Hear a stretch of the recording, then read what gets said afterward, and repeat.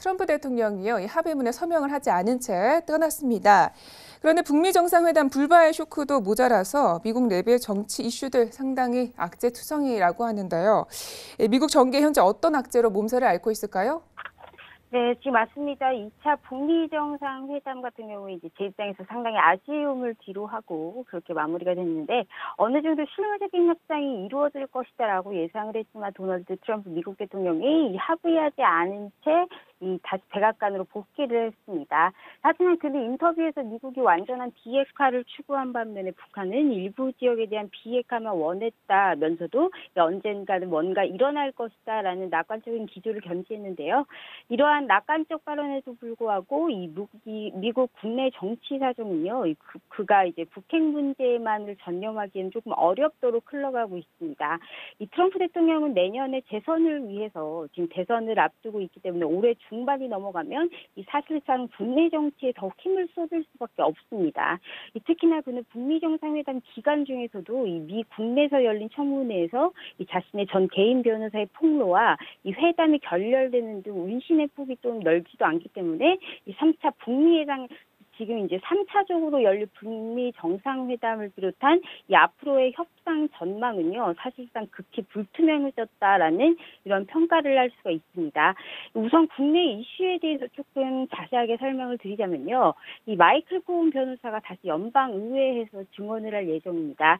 코온 변호사는 26일이었죠. 상원정보위원회 청문회를 시작으로 이제 27일 하원 정부개혁감독위원회 그리고 28일 하원 정보위원회까지 지금 4일 연속 의회에서 증언을 한 바가 있습니다. 다음 주 청문회에서는 러시아 출신 기업인 펠릭스 세이터 씨도 나올 예정인데요. 세이터 씨는 코온 변호사와 함께 러시아 모스크바에 트럼프 대통령의 이름을 딴 건물 트럼프 타워를 건설하는 일에 관여했었습니다. 뉴욕 타임스의 보도에 따르면요, 세이터 씨는 코온 변호사에게 보낸 이메일에서 블라디미르 푸틴 러시아 대통령과 연줄이 있다라고 말을 했는데요. 모스크바 트럼프 타워 건설이 트럼프 대통령 당선에 상당한 도움을 줄 것이다라고 주장을 했다는 겁니다.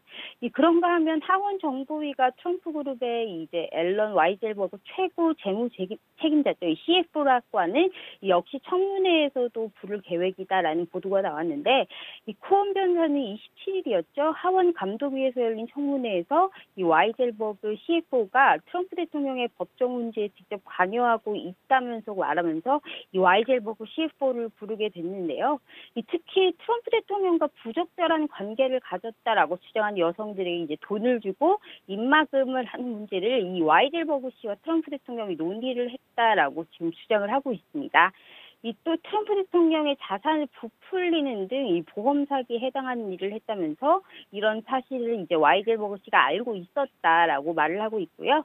뒤이어서 다음 날이죠. 28일 비공개로 열린 하원 정보위 청문회가 이제 7시간 이상 좀 계속됐었습니다. 슈프 위원장은 청문회가 상당히 이제 좀 생산적이었다라고 말을 했는데요. 현재 의원들이 지금 조사 중에 여러 문제를 이제 꽤 자세하게 다룰 수 있었다는 겁니다. 그만큼 이제 코온 변호사가 뭔가를 이제 많이 증언을 했다라는 얘기겠죠. 현재 상원과 하원 정보위는요, 러시아 스캔들과 지난 2016년 대선 당시에 러시아와 트럼프 선거 캠프가 공모했다라는 의혹을 주로 조사하고 있고요.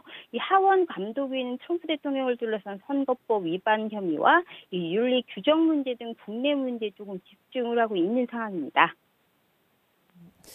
마이클 코온 변호사는 한때 트럼프 대통령을 위해서 강한 충성심을 보였던 사람인데요.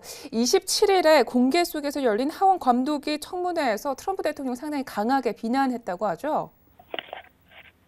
네, 맞습니다. 지금 한때 트럼프 대통령을 위해서 이제 총탄도 대신 맞겠다라는 등 이제 강한 충성심을 보였었던 마이클 코온입니다. 근데 트럼프 대통령 측에서는요, 제대로 조금 한마디로 좀 뒤통수 맞았다라고 볼 수가 있는 거죠.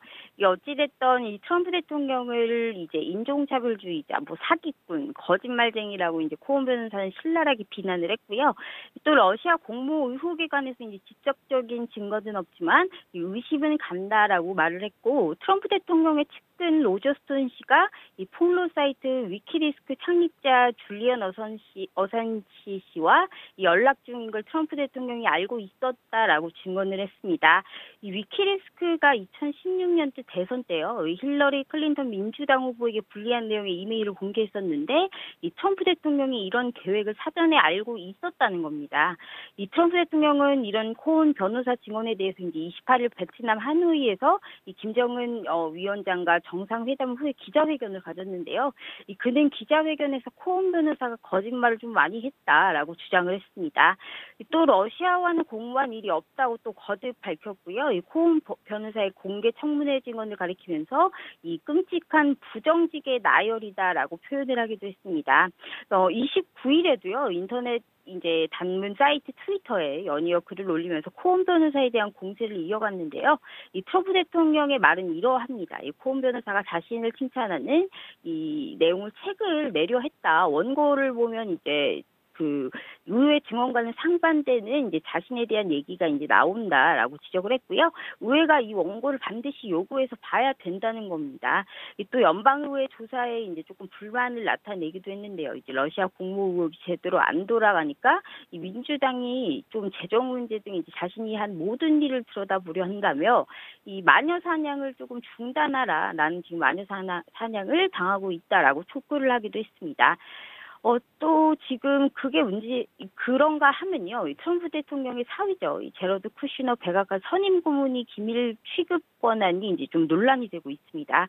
이 뉴욕 타임즈 신문이 28일 보도한 내용인데요. 이 트럼프 대통령이 지난해 5월 이 쿠시너 선임 고문에게 최고의 이 기밀 취급 권한을 주라라고 이제 존 켈리 당시 비서실장에게 지시를 했다고 합니다. 이 앞서서 이 백악관 기밀 취급 검증 과정에 이제 문제가 있다는 지적이 나왔었다고 이제 제가 이제 예전에 한번 언급을 좀 드린 적이 있었습니다. 이 쿠시너 신임 고문이 이제 제대로 신원조회가 끝나지 않은 상황에서 이 기밀 취급 자격을 이제 취급한 이런 사실이 드러나면서 이제 여러 문제가 좀 제기가 됐었는데 이에 따라서 쿠시너 선임 고문의 기밀 취급 자격이 이제 한동안 조금 제한됐었습니다. 물론 나중에 이제 다시 회복이 이제 됐긴 했지만요. 그런데 이제 지금 왜 이 문제가 여기에서 이제 논란이 되느냐라는 거는 이제 상당히 궁금한 분들이 많으실 것 같아요. 이 앞서 트럼프 대통령이 한 발언과 상당히 이제 다르기 때문인데요. 지금 트럼프 대통령은 지난 2일이었죠. 언론 인터뷰에서 이제 쿠시너 선임 고문이 기밀 취급 권한을 받는데 자신이 관여하지 않았다라고 주장해온 바가 있기 때문에 이제 진실성에 대해서 의문점을 가지고 있는 거죠. 그러니까 이 트럼프 대통령이 이제 거짓말을 했다라고 이제 여러 측근에서는 이제 그렇게 말을 하고 있는 거고요. 지금 이제 쿠시너 선임 고문 측 대변인은요, 이제 지난해 백악관과 관련해서 이제 당국자들로부터 이 쿠시너 고문의 기밀 취급 권한이 이제 정상적인 과정을 통해서 처리가 됐고 어떠한 압력도 없었다라고 지금 주장을 하고 있습니다. 지금 이제 마이클 코온 청문회 폭로 그리고 이제 물려 특검의 보고서를 더불어서 현재 지금 트럼프 대통령이 국가 비상사태를 이제 선포하면서 국내 이게 이제 국가 비상사태 무효에 대한 결의안을 가결한 미 의회의 공격도 이제 앞으로 조금 더 이제 거세질 전망이다라고 이렇게 보고 있고요. 이 민주당은 트럼프가 국내 정치적 위기 무마를 위해서 이 북미 정상회담을 이제 강행하다가 실패했다.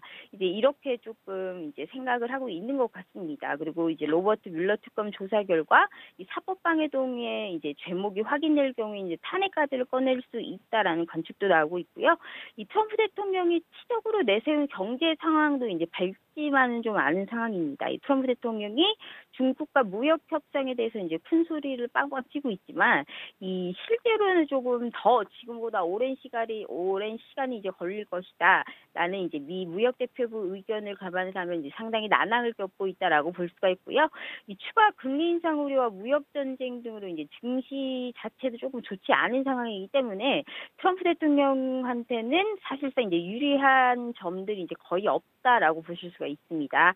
또한 지금 거의 모든 것이 트럼프 대통령을 도와주는 게 이제 없기 때문에 과연 이제 대선 선거 자체가 조금 어떻게 보면 이제 무리일 수도 있다라는 게 조심스럽게 얘기가 좀 나오고 있고요. 또 여러 방면으로 결과를 예측하는 데는 아직은 조금 이제 결과를 이제 예측하기는 힘들지만 아직까지로는 좀 호재보다 악재들이 좀 난항을 밟는 일이 좀 지속될 것이다라고 예측을 하고 있습니다.